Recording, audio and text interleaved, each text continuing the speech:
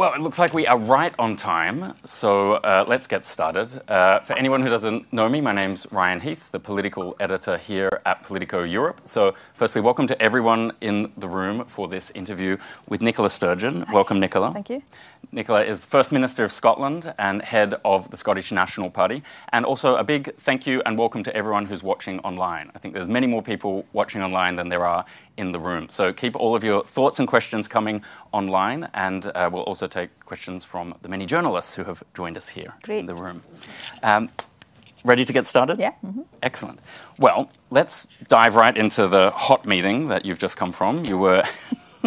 Well, it's very warm here in Brussels. It is very warm. 27 in Scotland over the weekend. I brought the weather with here. me from Scotland, I hope you know. Indeed, indeed. And the political temperature has been high in recent days and weeks as well. So you've just come from meeting with Michel Barnier. Tell us, was the focus of that meeting a softer Brexit and what we do about the customs union issue? The customs union featured, as you would imagine, quite prominently in our discussions.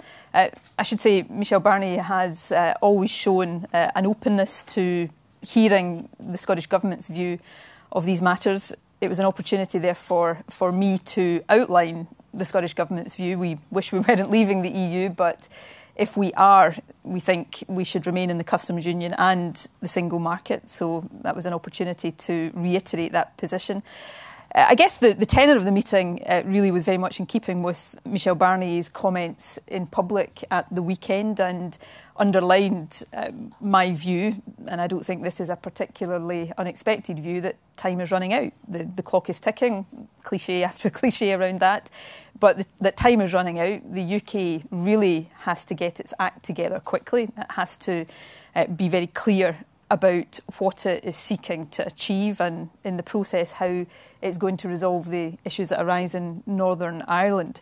And that if it was to take a position of remaining in a customs union and the single market, then many of the difficulties that are currently causing so many barriers in the negotiations would suddenly not be as difficult anymore. So, I think the next few weeks are going to be pretty critical in the lead up to the June Council meeting.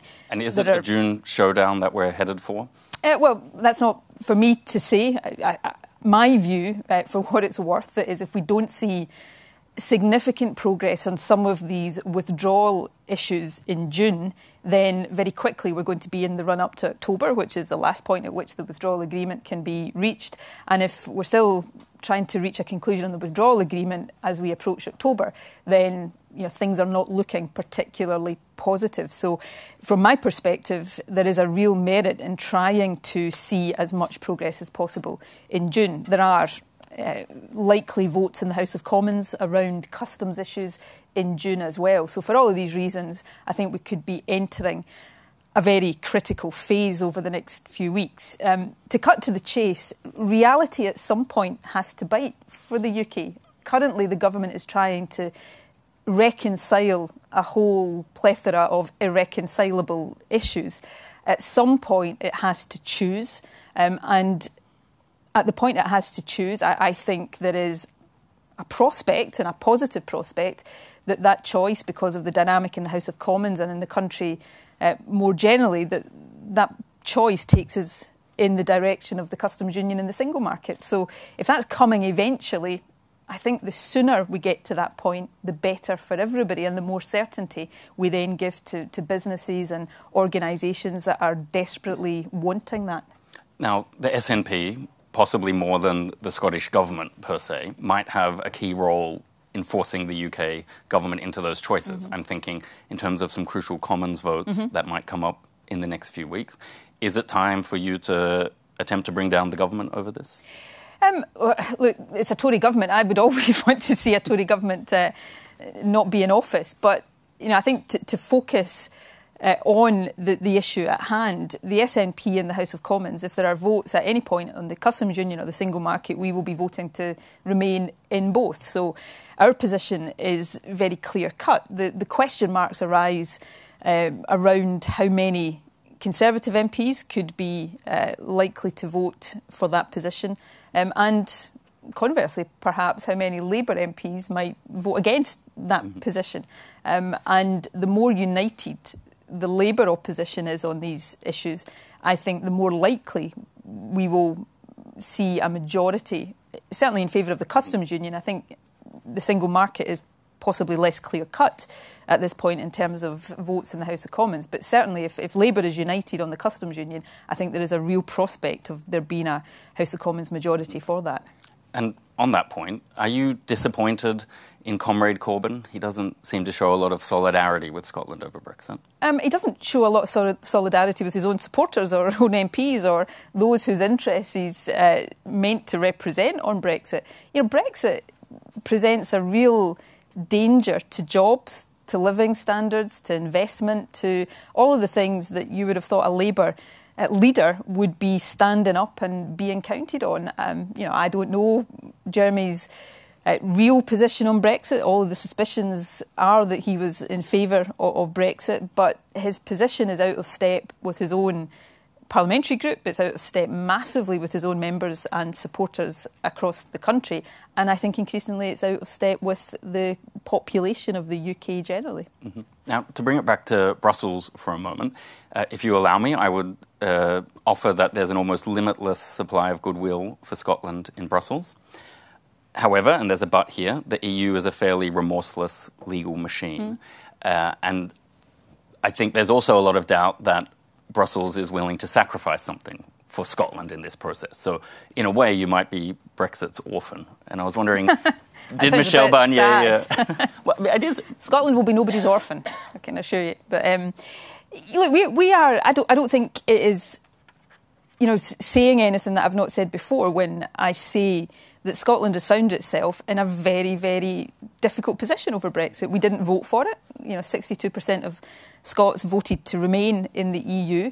We have accepted, and I have said this from day one, that the negotiation is between the EU27 and the UK. There's not a parallel negotiation with Scotland, however unfortunate that might feel at times. But we have distinct interests. We also have interests that are shared by many other parts of the UK. So we have been assiduous all along in trying to make sure that Scotland's interests are understood. And any time I'm in Brussels, whether it's meeting with Michel Barnier or others, I do get a strong sense that our position is understood. There is massive sympathy. And, you know, while, there's not a separate negotiation with Scotland, there is an understanding that the right solution for the UK is good for Scotland. So I do think that is understood. Is it time for him to make a visit to Scotland? It's all in vogue to come to Ireland now. He'd be very welcome. He knows he's very welcome. Look, he's got a lot on his plate. I appreciate that. These negotiations, even if they were progressing well, and they're not, in my view, but even if they were progressing well and smoothly, these are complex negotiations, so he's got a lot on his plate.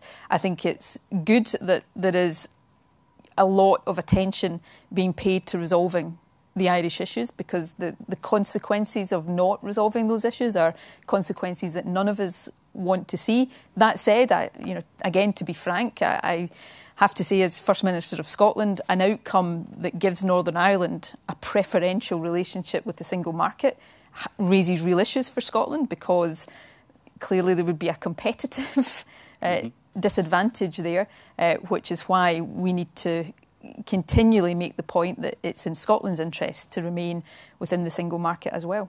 And is it frustrating to watch Arlene Foster suck up all of the spare time, attention, sometimes money that London has to offer on this issue?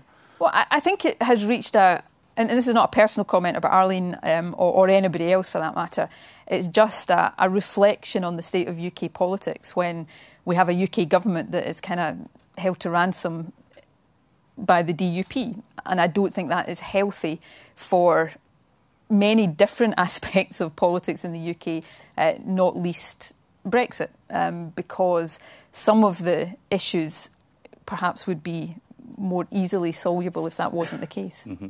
Now, what does that mean for the day-to-day working relationships, whether it's with David Davis in his department, the Scottish Secretary, and so on? You know, they don't give the impression of consulting a lot with the devolved administration, but is there service-level, technical-level stuff that goes on? Well, and there's quite a few different layers to my answer to that, so apologies for maybe making it more complicated than it has to be. I don't know whether this is appreciated over here in Brussels. I'm sure it is to some extent. The Whitehall machine is consumed by Brexit, almost to the exclusion of everything else. I don't know what the UK government's domestic agenda is. I don't know what their plans are for education and health and such like, because everybody is consumed by Brexit, and I don't think that's healthy for governance generally. That has knock-on implications for our relationships.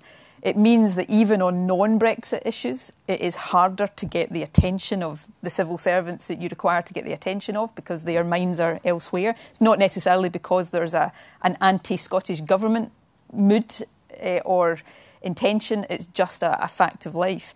And on Brexit issues generally, whether it's on the big constitutional issues around the withdrawal bill debates, or just the day-to-day trying to prepare for life after Brexit, I think we face a Whitehall machine that thinks that the more it just keeps all these decisions to itself, the more chance they will have of trying to keep control of the whole thing. And if they have to listen to Scotland or Wales or Northern Ireland, then it's just a further complication that they can't really cope with, because they don't have the bandwidth to do so. So, there are people, and always have been, and no doubt always will be, within that Whitehall machine. I'm talking politicians here. Civil servants are obviously impartial, but politicians who, of course, would like to undermine devolution and like to sort of put devolution back in its place. But there is also just a sense of the whole operation being overwhelmed, and that having quite big implications for that day-to-day relationship too. And it was quite a geeky week in general last week. We'll get onto the Sustainable Growth Commission in a few minutes. But one of the other very wonky things that came out was Sir Ivan Rogers delivering his speech on Brexit. And he essentially said that almost everyone in the process is a fantasist. Do you want to lay out the case of why you're not a fantasist, or categorise maybe the Whitehall machine as another one of the fantasies? Firstly, I thought Ivan Rogers' speech was excellent, actually. I thought it was very cogent, very clear, very compelling. I guess the frustrating things about it are that almost 2 years on from the referendum, these things are still having to be said to a UK audience. He made the speech in Scotland last week. And secondly, that it's still not as understood as it needs to be. And what I'm about to say here is not necessarily the statement of opinion or how I might like the world to be. It's just a statement of fact. The EU has been pretty clear from day one. There can't be a pick and mix approach. After Brexit, the EU is a third country, and it will be dealt with as a third country, and certain things follow. You can't be in the club and ignore all of the founding rules of the club. And I don't think there's ever been a point from the EU side where that's not been made clear. But there has been, on the part of some people, the hard Brexiteers, a sort of willful refusal to accept that because they still think that they can just peddle all the myths that they peddled during the referendum campaign. And it goes back to the point earlier on. 2 years ago, fine, you could possibly be a fantasist and have the moment of truth appearing to be quite far down the road. The moment of truth is now staring people in the face. And sooner rather than later, that moment of truth has to force a choice on the part of the UK government. And my view is it's better that is sooner rather than later. Because the later it becomes, the more risk there is of a no-deal scenario. And that is in nobody's interest. And, people should understand there is no preparedness for that in the UK. For all of the fighting talk and we'll walk away with no deal, the UK government is not preparing for that option. And one of the aspects of Ivan's speech last week was setting out very clearly some of the things it would have to be doing right now if it was preparing for a no deal. And none of these things are being done. Mm-hmm. Now, my next question would be, what sort of backstop is Scotland able to prepare in that regard? You were very quickly set up the Standing Council on Europe in the weeks after the Brexit referendum. Figures like Anne Glover, who is really well known in this town, you got to join that group. It's met 10 times or so. But I'm not clear exactly what it's produced. Are they working on things like Plan B if London messes it up from your perspective? If London messes it up from our perspective, that's unfortunately sometimes feels more like a case of when. The Standing Council is a member of the Standing Council from the Scottish Trade Union Congress, Graham Smith, here today. It's a body of experts that are advising the Scottish Government on all aspects of this, so advising us on, what's possible, what's not possible, how best to articulate our view and have that view heard as strongly as possible on both the UK side and the European side. And it's been incredibly useful to me and to the government as we've gone along. Our position, and for all in front of UK audiences, there's always a sort of, when you say, well, we should stay in the customs union and the single market, there's always a sort of knee-jerk, yeah, but the government's ruled that out. Well, maybe it has, but the government's position is unsustainable, and I don't think that anybody who is in favour of this at home should be giving up on the single market customs union options, because I do think when that crisis moment arises, then there is reason to be hopeful that that is something that can be achieved. And will that crisis moment have to come via political pressure from Brussels, that clock ticking, or is it something that you can do with technical amendments to bills in Westminster? There'll be votes that come in the context of the withdrawal bill. There's a trade bill will have to come. So there's votes in the House of Commons. The clock doesn't need any pressure from anybody. It ticks regardless of who's... So the passage of time is going to, I think, become increasingly the point of pressure. So from my perspective, it's a case of trying to apply as much pressure and encourage as much pressure as possible to be applied. Mm-hmm. Now, on the withdrawal bill, we touched earlier, you mentioned that some politicians would love to wind back devolution or poke at Scotland and other administrations through the wide powers that they would be granted under the withdrawal bill. So I don't know whether that's Scottish whisky or other issues are being touched, but how do you see that unfolding? What can you do to make sure that Scotland isn't being messed with in that process? Well, the withdrawal bill issues often seem quite technical, but they're very, very real. My apologies if I'm telling everybody in this audience what they already know, but some of the EU competencies like agriculture and food standards, environmental protections, under the current law that established the Scottish Parliament or the Welsh Parliament, these are competencies that lie with the devolved parliaments.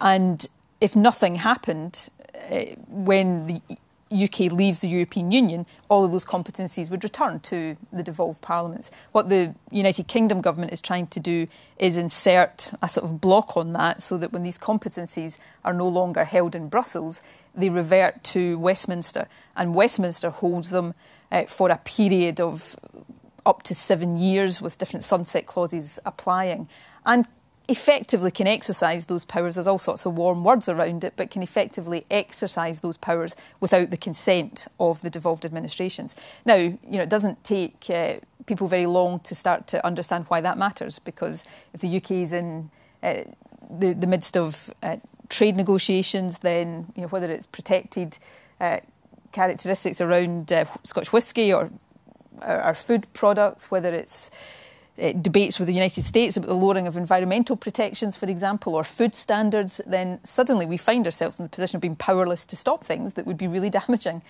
to Scotland. And, that's only some of the issues. You go further from that, employment rights, consumer rights, these things all suddenly potentially are up for grabs. And the Scottish Parliament, who should hold these powers, is powerless to stop them. So that's why it really matters. There are things that we've always conceded post-Brexit would require UK-wide frameworks to ease trade in all directions. We're not arguing with that. The question is, are those frameworks negotiated by consent or are they imposed by Westminster? And we want the former and they want the latter. So you might not wish that imposition, but politically it could be convenient for you. Might be time to sidle into the independence issue now, where if London's imposing a bunch of things on you, that can help you build up support for independence. Well, I mean, this issue is important in its own right. And interestingly, in the Scottish Parliament, when we had a vote on whether or not to consent to the withdrawal bill that includes these arrangements, it wasn't just the SNP that voted against. Labour and the Liberal Democrats, who don't support Scottish independence, voted against the withdrawal bill. So there's a support that doesn't sit easily in the pro and anti-independence categories. So it's not really a sort of proxy for the independence debate. It's important in its own right. And, you know, I don't want to be in a position, whether it's me as First Minister in a few years or somebody else as First Minister, to find ourselves in the position where we're powerless to stop really damaging things happening because we sold the pass at this stage. But you're running again. You're not about to retire.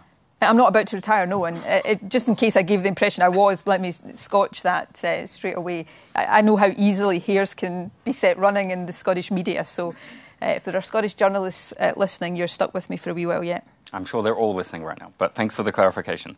So on independence, I mean, the question that jumps out at me as someone sitting here, not right in the thick of it in Scotland, is that you run the risk of falling between two chairs, that people overall do dislike Brexit in Scotland, but they maybe don't hate it enough to shift into the pro-independence camp.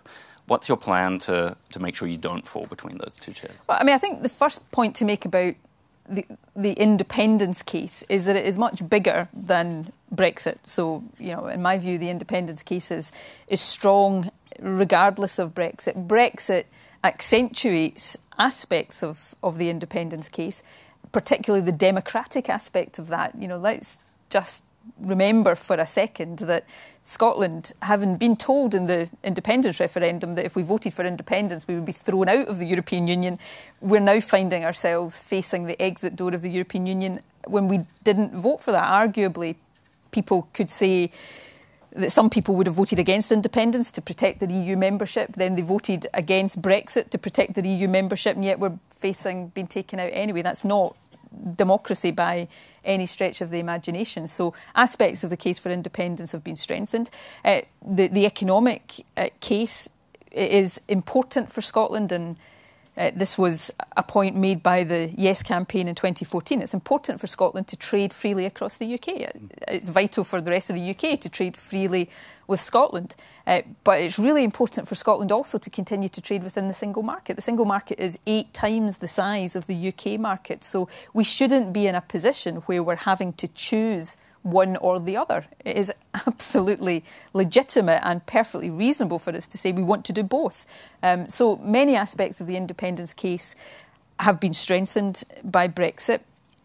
On the other side, inevitably, though, Brexit creates a lot of uncertainty for people. It's not yet, for all the reasons we've been talking about, possible for people to look ahead to the post-Brexit landscape and see exactly what the UK-EU relationship is going to be. So I think many people in Scotland would say whether they're for or against independence, well, OK, let's get a bit of clarity about that first before we are in the position of making a choice over independence. Mm-hmm. And is that the thinking behind the Sustainable Growth Commission, that you want to avoid the mistake that I think most people would agree the Brexiteers made in not coming up with enough of a plan about what Brexit would look like if it were achieved? So you, in a sense, are you trying to paint that picture to reassure people to build the case? Well, there is, in the run-up to 2014, I think whether people voted for or against independence, even some of our sternest critics, we as in the Yes campaign,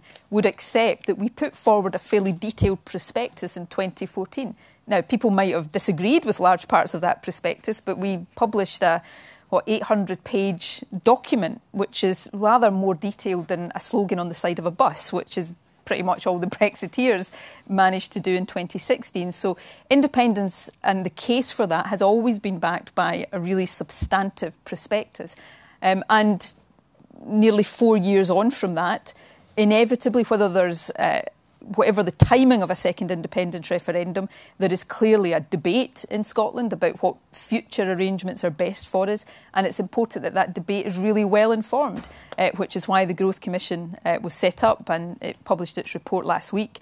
It's a set of recommendations at the moment. It was an SNP commissioned report. It will now go into a process of deliberation and decision within the SNP. But after the Brexit vote, I used to get people saying to me, not infrequently, that, if there's another independence referendum, you should just try and do the same as they did in the Brexit vote, just, have big slogans and no detail and get people to vote on emotion.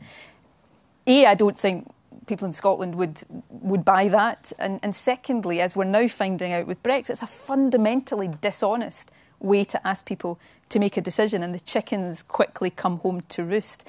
So the debate about independence, whatever the timing of a future decision might be, in my view, has to be properly informed. And if we're asking people to make a choice, then with the obvious caveat that you can never be, in any country, in any circumstances, there's no such thing as 100% certainty about the future.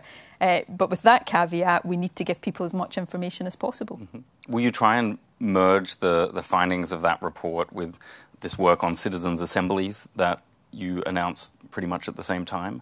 As in, will you use the what you're hearing on the ground through those assemblies to guide how you might move towards the next referendum? I quite like your description of them as citizens' assemblies, which we will no doubt try to turn them into.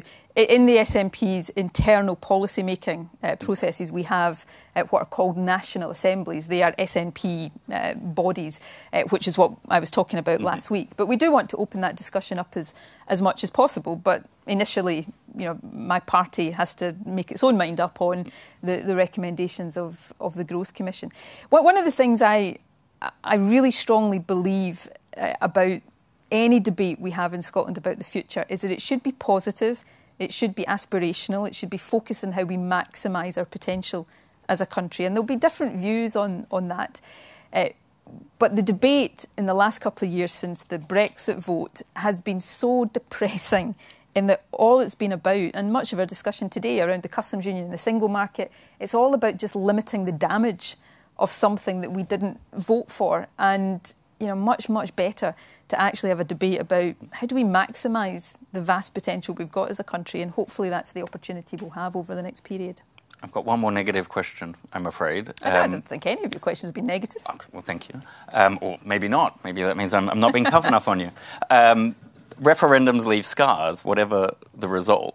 So would you acknowledge that there's also some fine balancing there, where if there are scars after 2014 and the independence referendum, there are scars after Brexit, that maybe piling in another independence referendum is not allowing that scar tissue to heal? Well, I don't think we're piling in. I mean, I've said already today that I recognise the need to allow some clarity to emerge. What I'm about to say, I hope, won't be taken as dismissing in any way or diminishing the very strongly held feelings of those who oppose Scottish independence, because I appreciate that there are many people in Scotland, and it was a majority in the 2014 referendum, so I'm not trying to diminish that at all. But by and large, the 2014 independence referendum was a positive experience for Scotland, and a sharp contrast to the Brexit vote. And actually, what I do concede is the Brexit vote, I think, has coloured people's attitudes a little bit to referendums, because so much of what happened in the Brexit vote was trying to mislead people and trying to pull the wool over people's eyes and treat people as if they weren't capable of making a proper informed decision, which is why I think it's really important that the debate we have in Scotland, we try to keep it positive, we try to keep it about what the country can do, and we make sure it's properly and well informed. And ultimately, whatever people say about referendums, they may not be, in some people's views, the perfect way of deciding these things, but I'm not sure there is a better way of deciding big questions about a country's future. We might have some more big questions in the audience. I know there were Politico journalists with questions, and Alistair from Reuters. Andrew Gray, you're interested to go first? Sure. And then Alistair. First Minister, when do you think you will have that clarity in terms of what Brexit's going to look like? And also, what if Mrs May says, as she did the last time the prospect was raised, now is not the time? Well, in terms of the second part of your question, we'll confront that at the moment that arises. I don't want to go over old ground, but I stood on a manifesto that in 2016 and was elected on a manifesto that had the prospect of a second referendum in the context of Brexit. So, the Scottish Government has a mandate for that, but I'll leave that to one side at the moment. In terms of the first part of your question about when that clarity will emerge, well, what the Prime Minister is telling us is that will be in the autumn, and that's my working assumption. Clearly, as we've been talking about, there are lots of issues that have to be resolved between now and then, but I don't hear anything from the UK government or indeed from the EU side of this negotiation that is moving away from there being a fairly detailed political statement about the future relationship in the autumn. So that remains my working assumption. Does that mean you would call for a referendum at that point? That means that I will, and I've said this in Parliament, I've said this openly in Scotland, I will at that point give my view on what I think the correct thing is to do at that stage. Alistair. Good morning. Is this on? We can hear you.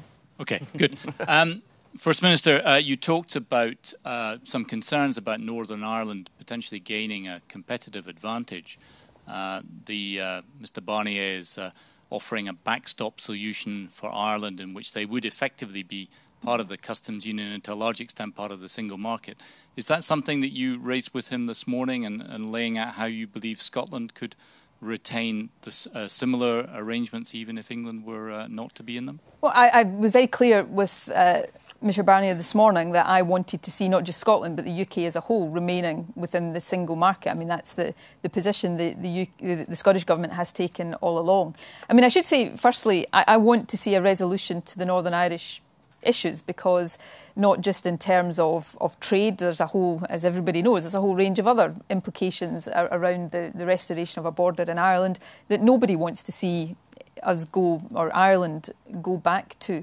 But if there is a situation where Northern Ireland has a different relationship with the single market, of course that raises extra or raises additional issues for Scotland. But I think actually it raises a whole load of issues for the UK government to agree to a separate relationship with the EU for Northern Ireland, which is why they're in such a mess around these negotiations at the moment. All of which takes us back, and we keep coming full circle in these discussions. I think the only credible and sustainable option for the UK here is to remain within a customs union. And it's a question of whether they concede that now or are forced to concede that later, in my view. My view is if they concede it now, then we might start to see some progress in these talks, and that would be better than waiting until later.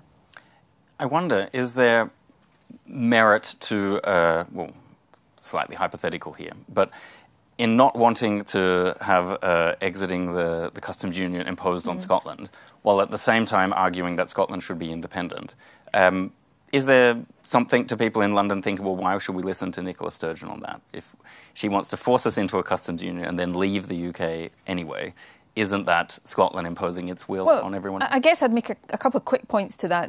One of the problems for the UK government right now, in my view, and it's my opinion, is that they're not really listening to anybody apart from the mad Brexiteers. And for the avoidance of doubt, I am talking about people like Boris Johnson, just in case people thought I wasn't naming names.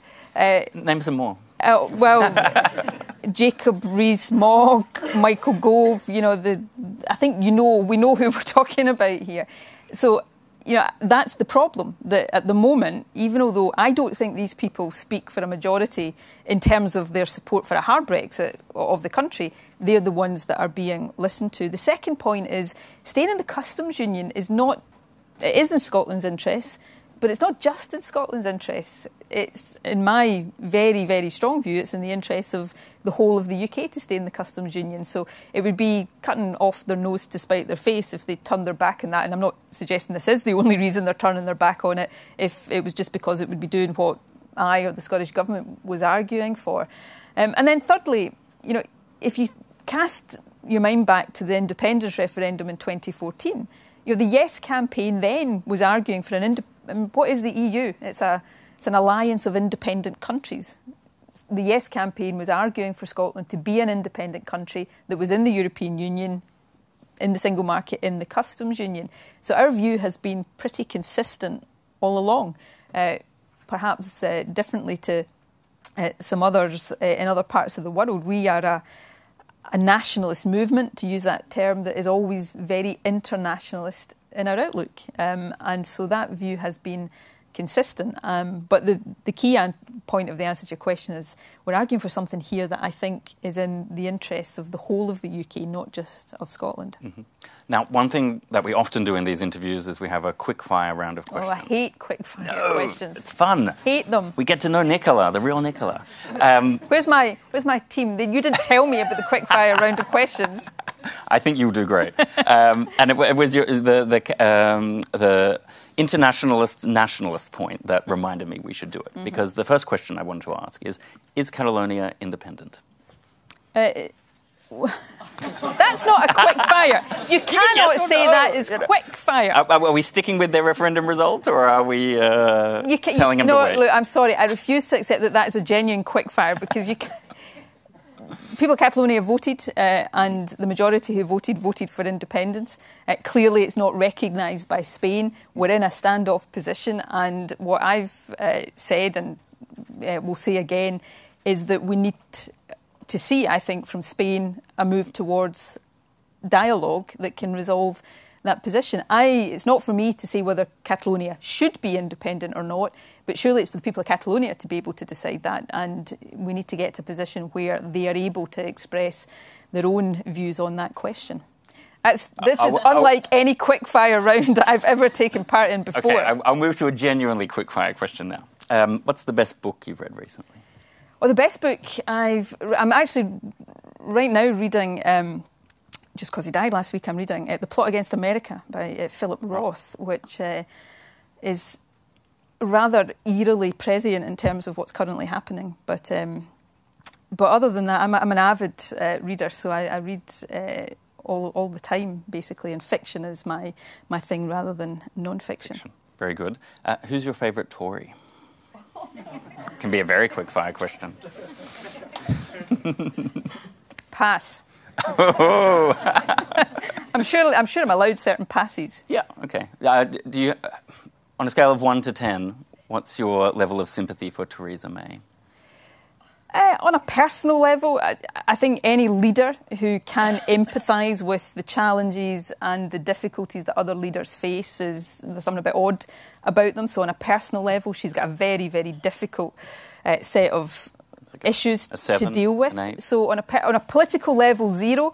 On a personal level, it's probably more mid-table than that. But, that's tempered, I guess, by the fact, and all of us in politics, myself included, we have to bear the consequences of our own decisions. And some of her difficulties have been caused by the fact she triggered Article 50 when she didn't have to, and set a clock ticking when she didn't have to do that. And then she called a general election when she didn't have to do it, lost a majority in the process, and compounded the difficulties. So, I think she's got to, as all of us do, has to bear the responsibility for some of the mess she now finds herself in. Now, the last one, I promise. What's the last thing you said to Alex Salmond? I can't remember. And the last time I spoke to him was probably a couple of weeks ago. But what I last said to him, I can't remember. Okay. Let's see, what else have we got here? I was probably... he's a Hearts fan and my husband's a Hibs fan, so I was probably slagging him off about a Hearts result or something. I can imagine. If you believe that, you'll believe anything. Maybe it's kind of Brexit related, but it's I thought you said it was the last one. Well, this is not quickfire now. Oh, right, okay. You can go back into long-winded answers if you wish.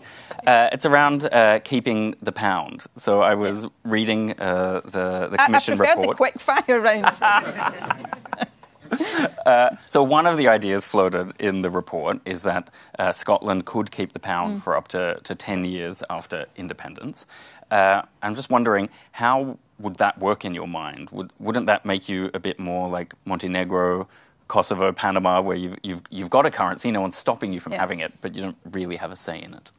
Well, firstly, and the obvious point, it's not intended to dodge your question because I'm about to answer your question, is the report that was published on Friday is a set of recommendations. The SNP has to consider them and deliberate and come to a view. in the last referendum, we proposed a currency union, which the Governor of the Bank of England, as recently as last week, said would have been perfectly economically credible. But it gave our opponents a political veto. If Scotland was to use the pound out with a currency union, even for a transitionary period, I don't think it puts us in the same position as Panama, for example, because the term sterlingisation that's often used is when a country chooses to use a currency that's not its own. The pound is Scotland's currency right now. The pound, as everybody knows, is a fully tradable international currency. There is absolutely nothing to stop Scotland using the pound, and it would be a continuation of what we do right now. Of course, the recommendation that was set out in the report was to use the pound, but also to take steps, including the establishment of a Scottish central bank that would prepare the way for a move to a Scottish currency if that was considered to be the right option. I think one of the things that I think is always important to remember in debates about currency is that countries should have the currency and the monetary arrangements that best suit how they choose to get their economy performing to the best.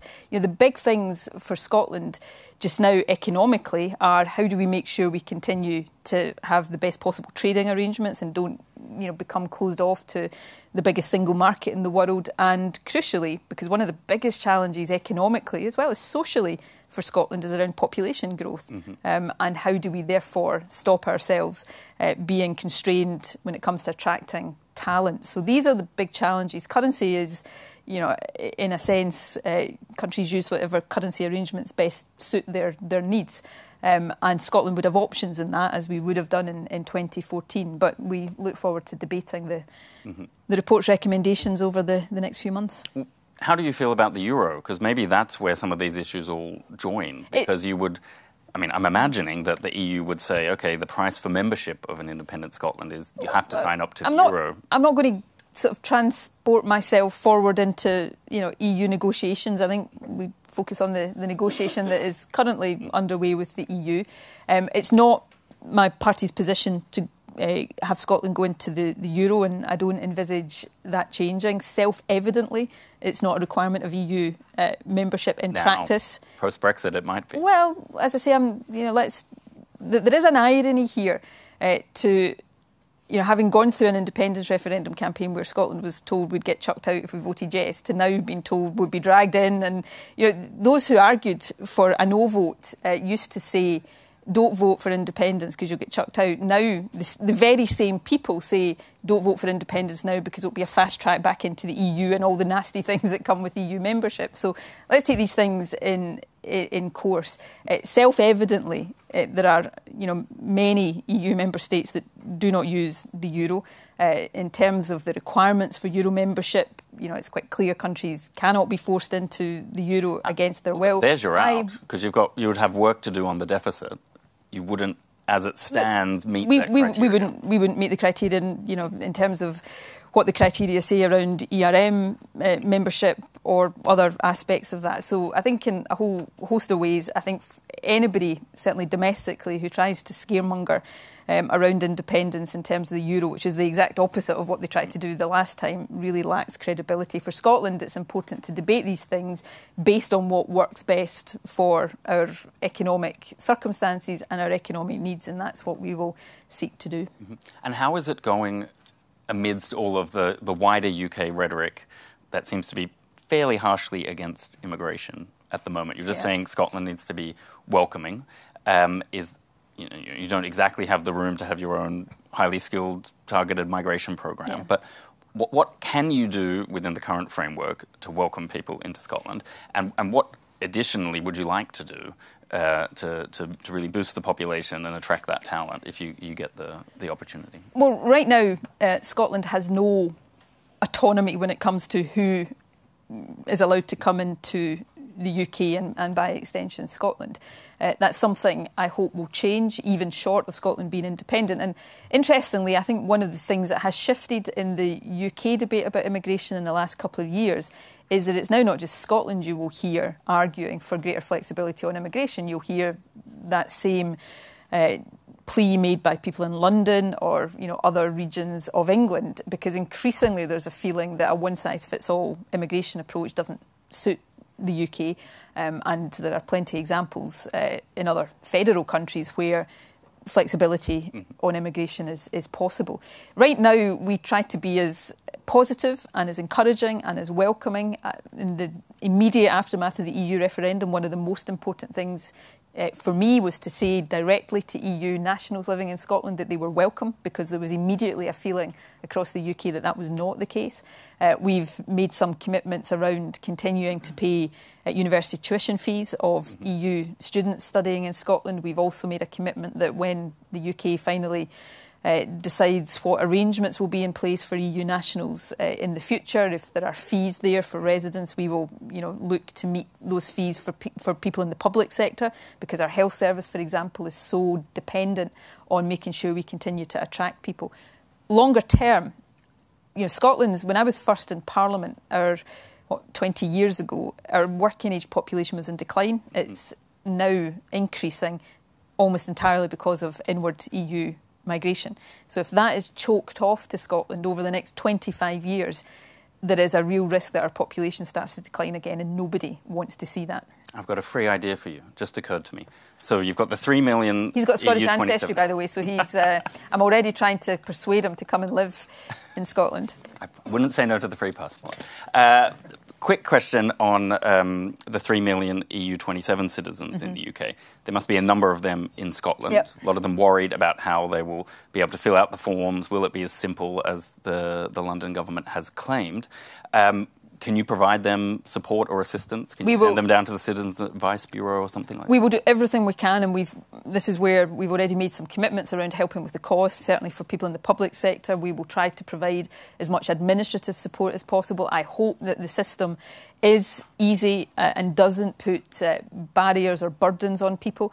The scandal that has been exposed in the UK over the last few weeks around the Windrush generation, I don't think does anything to help build confidence on the part of EU nationals that their future is as secure as we want it to be.